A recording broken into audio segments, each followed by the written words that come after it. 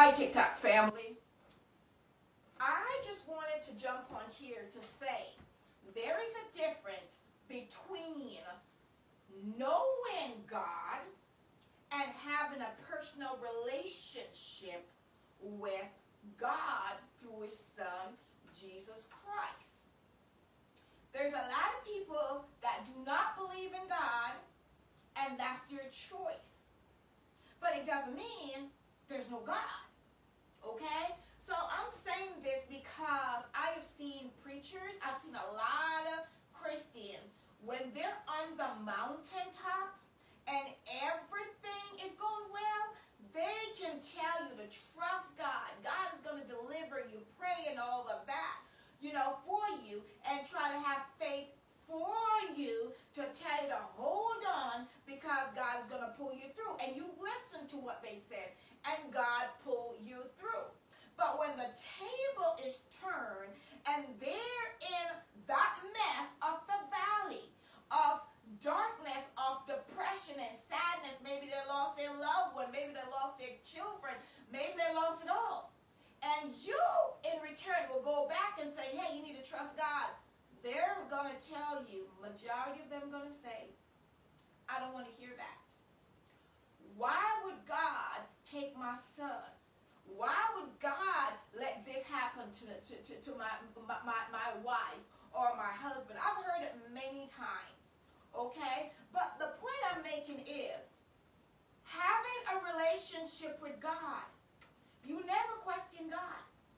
In anything that happens, never question God.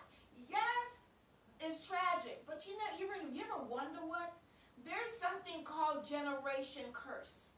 Have you ever thought of your foreparents or whatever go on back in their life that we know nothing about? You don't know if they killed somebody.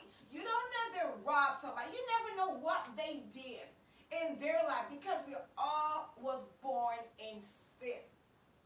And the Bible tells you that there's no sin that goes unpunished. So when we're going through something, we're not realizing that we're living in a generation curse of what our foreparents have done. And then things happening because they are not the one that was punished. It comes down to the kids or the grandkids.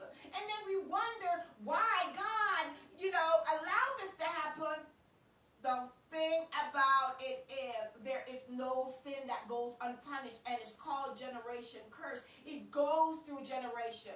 There's a lot of stuff that we're not understanding why things happen, why God allowed things to happen. Just like my brother.